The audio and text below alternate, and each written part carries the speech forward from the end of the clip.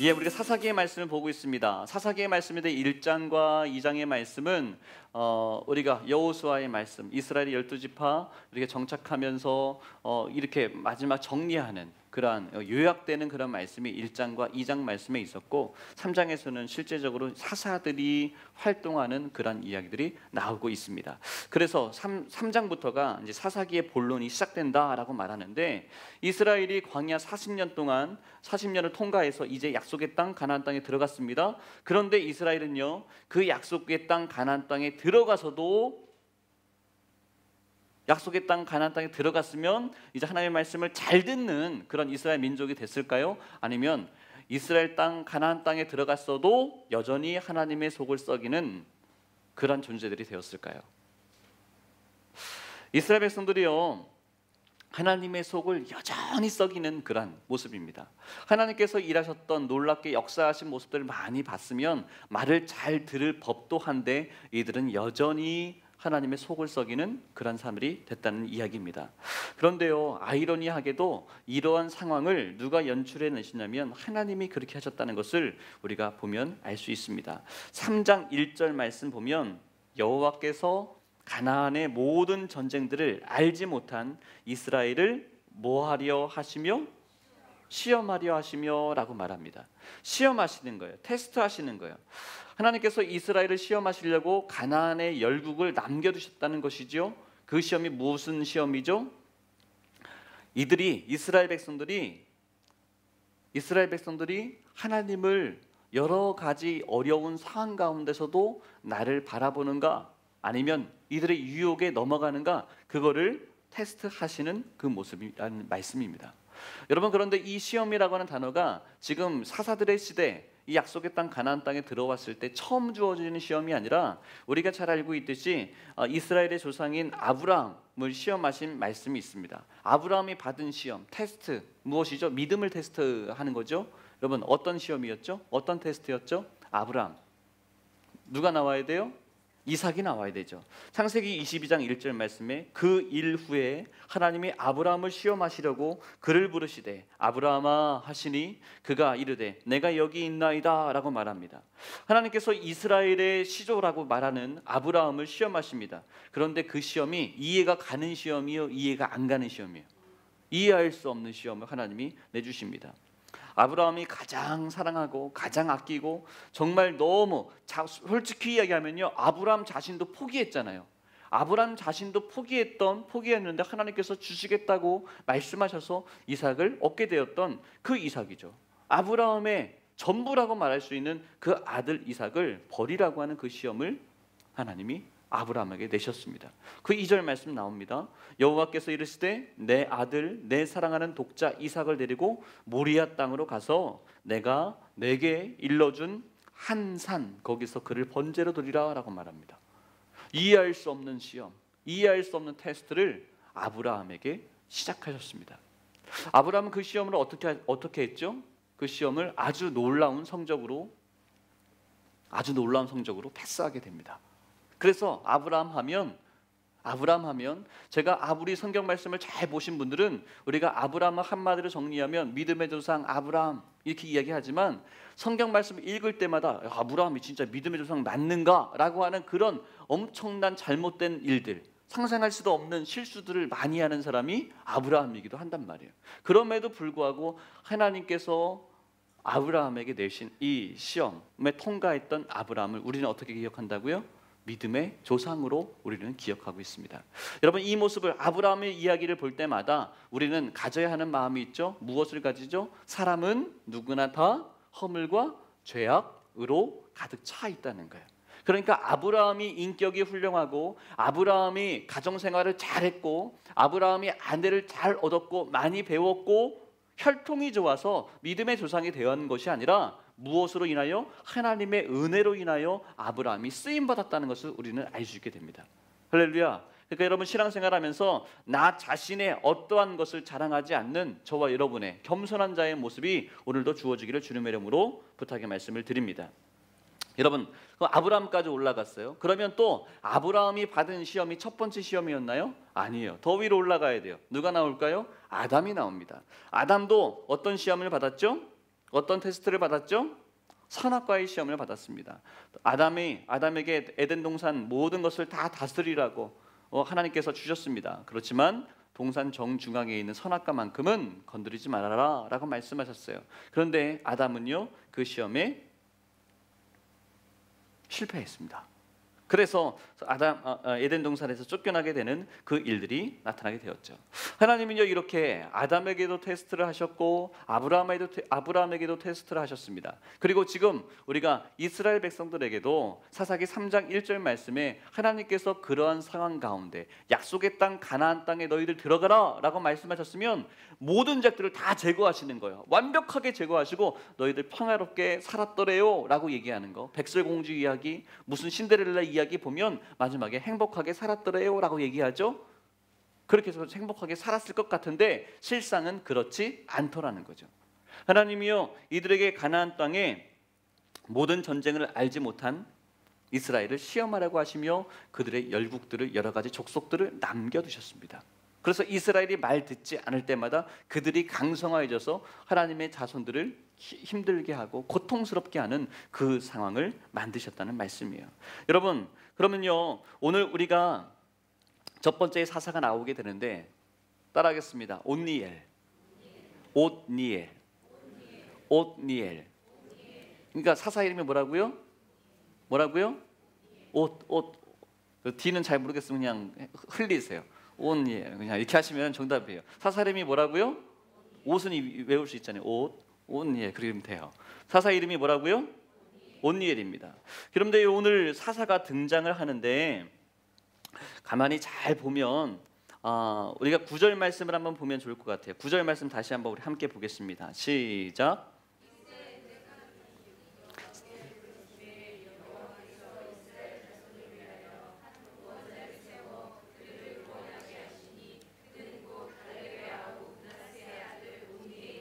아멘.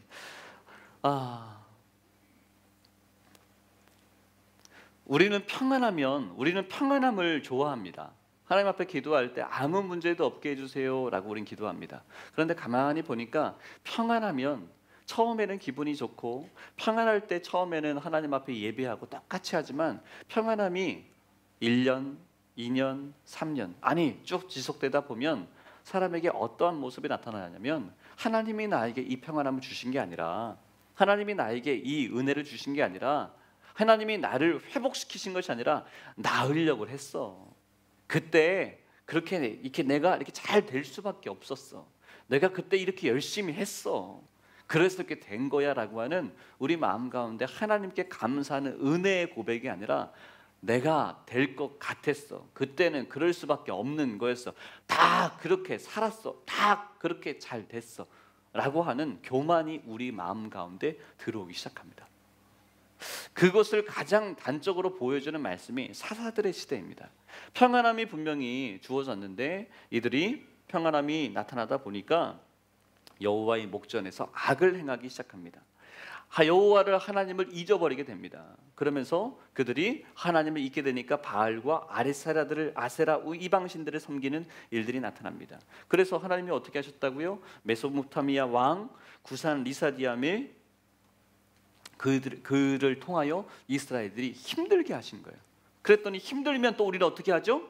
평안했어요. 평안할 때는 좋아라고 하다가 시간이 지나가면 우리의 삶이 어떻게 돼요? 하나님을 멀리하고 하나님을 떠나고, 그러니까 악한 영혼 막에 쏟다니까 우리를 힘들게 하고 고통스럽게 하고 내 삶이 막 피폐해지고 몸도 아프고 영적으로도 힘들고 경제적으로도 어려워지고 막 그러는 거예요. 그럼 우리가 어떻게 하죠? 반응이 나오죠. 어떤 반응이 나와요? 하나님이 어쩌면 나한테 이러실 수가 있어요? 라고 하다 더 힘들면 어떻게 돼요? 하나님 힘들어요. 잘못했어요. 하나님 한 번만 용서해 주세요 라고 얘기하는 거예요. 그 말씀이 9절 말씀에 나오죠. 그래서 뭐라고 얘기하겠죠? 이스라엘 자손이 여호와께 부르짖음해 라고 나옵니다. 부르짖는 거예요. 그러면 저 같으면 어떡할까요? 목사님이 도와주셔서, 목사님이 기회를 주셔서 그런 게 아니라 제가 잘나서 그런 거예요. 잘 되려고 그랬어요. 처음에는 목사님 감사해요, 기도 주셔서 감사해요 라고 했다가 조금 잘 되니까 목사님 아니고도 내가 기도 많이 했고요, 뭐 또 그냥 되려고 했어요. 꼭 목사님이라고 얘기합니까? 막 이런 우리들의 모습이 있죠. 그러다가 또 이제 잘 안 돼서 어렵고 아프고 막 그래서 목사님 기도해 주세요라고 왔어요. 그럼 저는 어떻게 할까요? 저는 어떻게 할까요? 저는 어떻게 해요? 마음이 바다와 같이 넓고 저 구름 저 있는 것처럼 또 높고 깊고 막 그래서 그러냐고 묻지도 않고 따지지도 않고 다시 그냥 우리 하나님 앞에 기도하자고 다시 기도하며 나아가겠지만 저 같으면 그렇게 못해요. 그런데 하나님은 어떻게 해요? 묻지도 따지지도 않고 그들의 부르짖는 그 기도 소리를 들으시는 거예요. 그들의 기도를 응답하시는 거예요. 우리 같으면 어때요? 나한테 한번 배반하면 너 나한테 배반했지?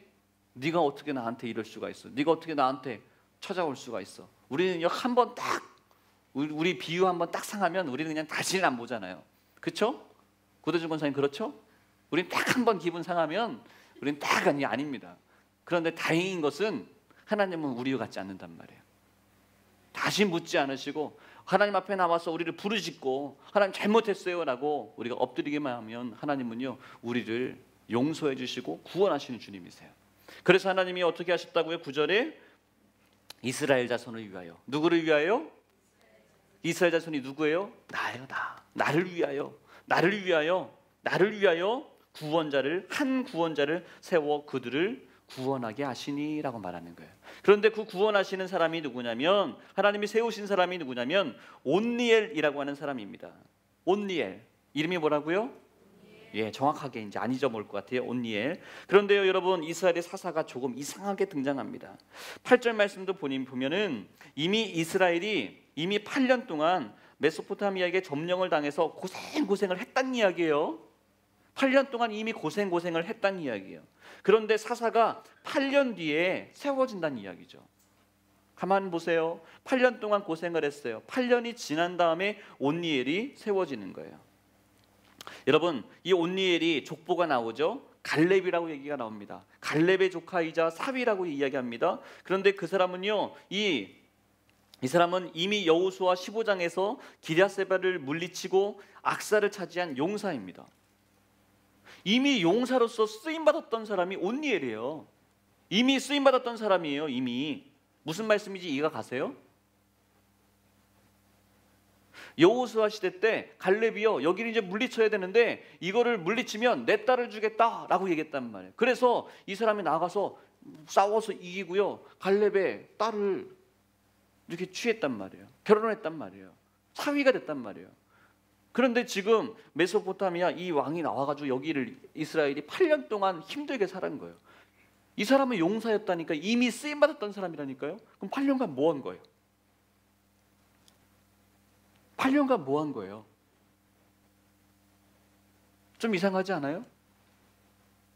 한 번 싸워서 승리했던 경험이 있는 장수잖아요. 용사잖아요. 근데 이스라엘이 8년 동안 이렇게 힘들게 고난당하는 것을 모른 척하고 있었나요? 숨어 있었나요? 김영주 사님이 싸움 엄청 잘하잖아요. 숨기고 있는 거예요. 원래 고수들은 내가 싸움 잘한다고 하면 이렇게 드러내면 안 되거든요. 딱 숨기고 있는. 그런데 막 어떤 사람이 지나간 행인이 막 교회에 와가지고 막 행패를 부리는 거예요. 김영주 사님 어떻게 하실래요? 태권도가 16단, 합기도가 26단 막 뭐 이래가지고 고수예요. 근데 고수들은요 단이 있는 사람들은 일반인하고 싸우면 됩니까? 안 됩니까? 안 됩니다. 그러니까 제가 만약에 이런 일 절대 없어요. 제가 사람을 때릴 일은 절대 없어요. 예를 드는 거예요. 제가 이렇게 때리면요, 난 이렇게 경찰서에 잡혀가잖아요. 그러면 별 문제가 안 돼요. 왜냐하면 제가 단이 없기 때문에. 그런데 유단자가 누구를 똑같이 이렇게 때렸어요. 그럼 어떻게 될까요? 가중처벌 받는다면서요? 유단자가 이렇게 사람을 이렇게 건들면. 왜냐하면 이 사람은 무기인 거죠, 몸이. 본인이 유단자인 걸 알고 그렇기 때문에 이게 다르다고 얘기하는 거예요. 근데 막 와가지고 누가 막 행패를 부려요. 근데 김영수 사님이 유단자인데 엄청난 사람인데 나는 유단자이기 때문에 난 가만히 있어야 돼. 그래서 가만히 있는 거예요. 그래서 막 이렇게 됐어요. 그래서 또 다음 날이 됐어요. 또 막 이 사람 때문에 막 시끄러워요. 힘들어요. 그래서 목사님이 얼마나 그거를 이 사람 제한 못 해가지고 막 힘들어하는 게 하루 이틀이 아니라 8년 동안 힘들어한 거예요. 8년이 지났는데 어느 날 이 사람이 또 막 힘들게 하는 거죠. 근데 김영주 사님이 떡하니 이러는 거예요. 내가 8년간 참았는데 내가 더 이상은 못 참겠다. 그러면서 너 일로 와. 그래가지고 한 번에 확 해가지고 확 제압을 한 거예요. 제일 열받을 사람 누굴까요? 김영주 사님에게 이 사람은 제압해 준 건 좋은 거예요? 안 좋은 거예요? 좋은 거죠. 그런데 몇 년 만에 제압했다고요? 이걸 보면서 제일 기분 나쁠 사람이 누구예요? 저예요. 저. 아니 8년 전에 제압을 했어야지 왜 이제 더 제압하냐고요. 무슨 상황인지 이해가 가세요? 무슨 상황인지 이해가 가세요? 지금 온니엘이 그런 상황인 거예요. 아니 그렇게 힘이 있고 그러면 그때 처음에 그냥 확 해가지고서 제압하면 됐는데 8년간 쌩 고생하고 이제 와서 딱 쓰임 받는 사람이 온니엘이라는 거예요. 진작 좀 나타나면 얼마나 좋아요. 여러분 만화 영화 이렇게 많이 보셨죠? 빰빠밤빰 빰빠밤 슈퍼맨 뭐 이런 애들 있죠. 그런 애들은 꼭 언제 나와요? 언제 나와요? 슈퍼맨이 막 위기에 처해서 막 떨어지려고 막 하고 아니 미리 와가지고 좀 도와주면 좀 안 돼? 꼭 막 떨어지고 있는데 그때 슝 와가지고 도와주고 막 그런단 말이에요. 아니 미리 도와주면 안 되냐고요.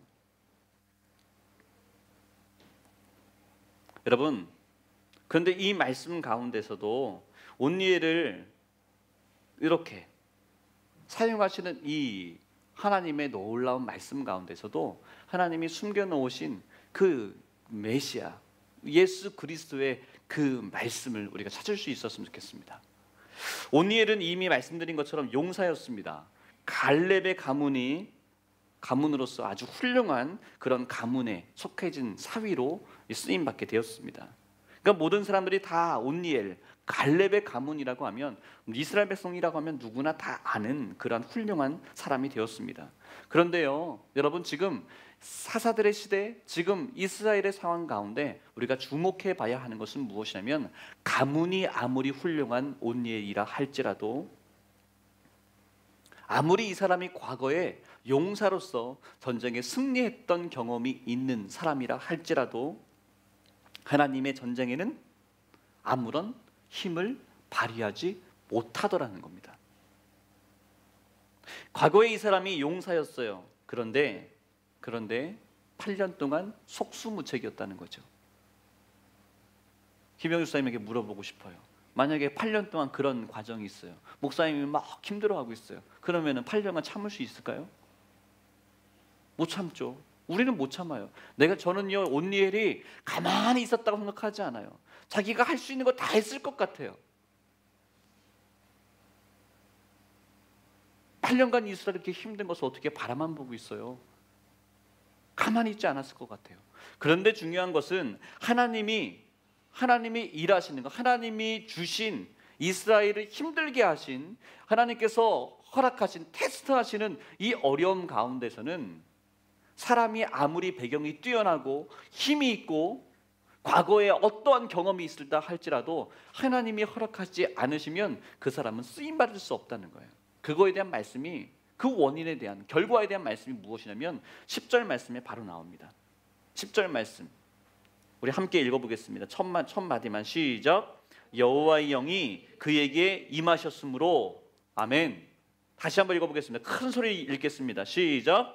여호와의 영이 그에게 임하셨으므로 다시 한번요. 시작. 여호와의 영이 그에게 임하셨으므로 할렐루야.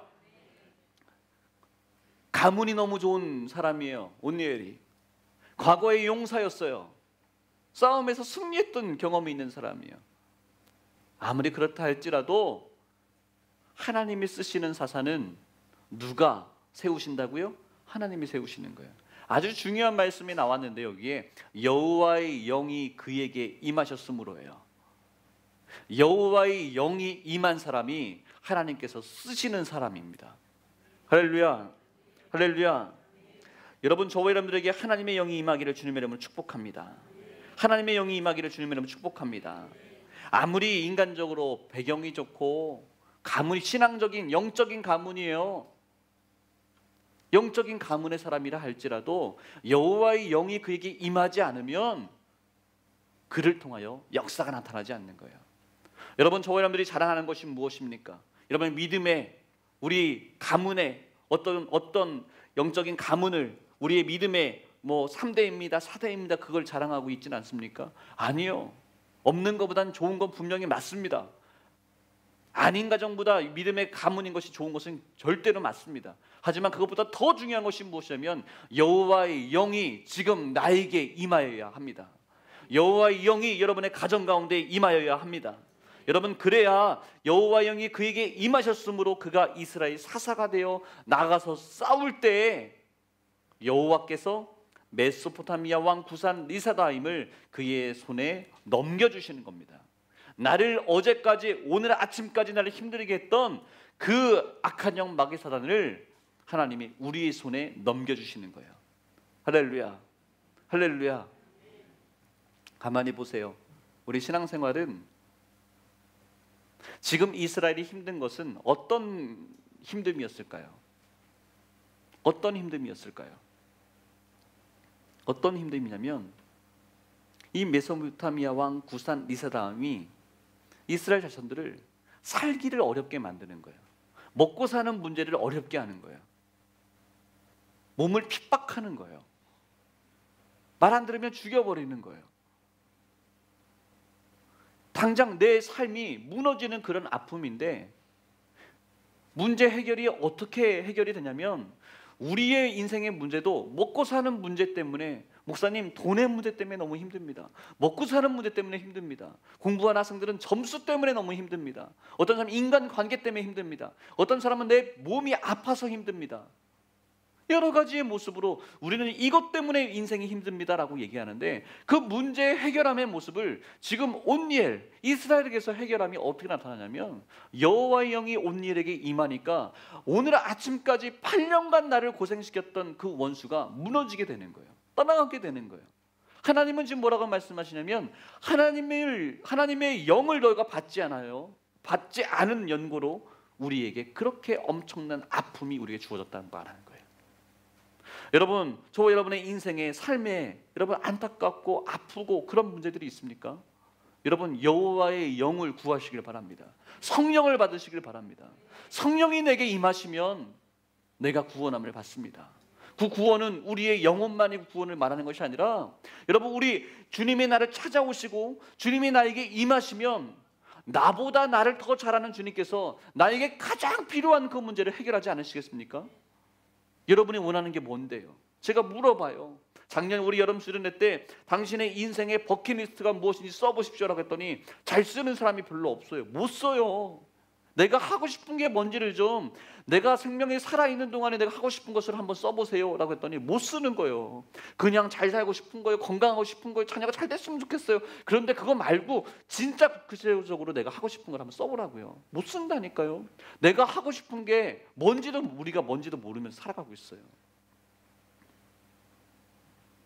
그런데 주님이 나를 찾아오시면 성령이 내게 임하시면 나보다 나를 더 잘 아시는 주님께서 나에게 좋은 것으로 채우시는 거예요.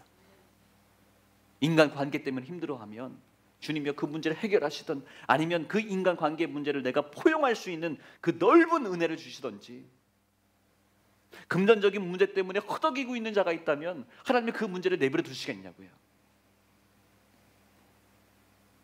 건강의 문제 때문에 몸이 연약하여서 아파하는 자가 있는데 성령이 내게 임하시면 그 건강의, 그 질병의 문제가 되겠냐고요.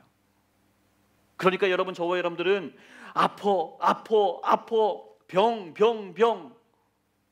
관계 성적 돈 그러지 마시고요. 여러분, 여호와의 영을 구하시길 바랍니다. 주님 여호와의 영이 온니엘에게 임하니까 8년 동안 이가 가만히 있었겠냐고요. 온니엘이 가만히 있었겠냐고요. 내가 유단자인데 가만히 있었겠냐고요. 나를 괴롭히고 우리 목사님을 괴롭히고 우리 형제를 괴롭히는데 김영수님이 가만히 있을 수 있겠냐고요. 내 가만 안 둔다고 몸부림을 치는데 안 되는 거예요. 그런데 여호와의 영이 임한 그날부터 여러분, 그 악한 영 마귀 사단이가 떠나가는 겁니다. 여러분, 신앙생활은 바로 이것입니다. 예수 믿으면 돈이 나옵니까? 뭐가 나옵니까? 죄송하지만 예수 믿는 것은 돈이 나오고 밥이 나오는 그런 아주 유치원생보다 더 수준 낮은 그런 이야기를 하는 것이 아닙니다. 예수님을 믿는다고 하는 것은 바로 우리 인생, 우리를 지으신 그 하나님 앞에 우리 삶의 사용 설명서대로 그대로 우리를 맡겨드리는 겁니다. 여러분, 저와 여러분의 인생의 문제들이 힘들어서 허덕이고 있는 저를 포함하여 저와 여러분의 인생이 얼마나 힘들지 그 아픔을 함께 나누고 싶습니다. 그런데 그 아픔을 나누고 싶은데 힘들어요, 아파요라고 하는 이야기로 나누고 싶지 않고, 바로 이 예수 그리스도를 믿고 예수님의 이름을 부르며 나아갈 때 주님께서 우리의 삶에 해결하시고 성령이 우리 가운데 임하셔서 나보다 나를 더 잘하는 주님께서 우리의 그 모든 문제를, 원수들을 다 물리치시는 그 주님을 함께 나누기를 원해요. 해결함이 있어야 되지 않겠습니까? 8년 동안 온니엘이 몸부림쳤을 거예요.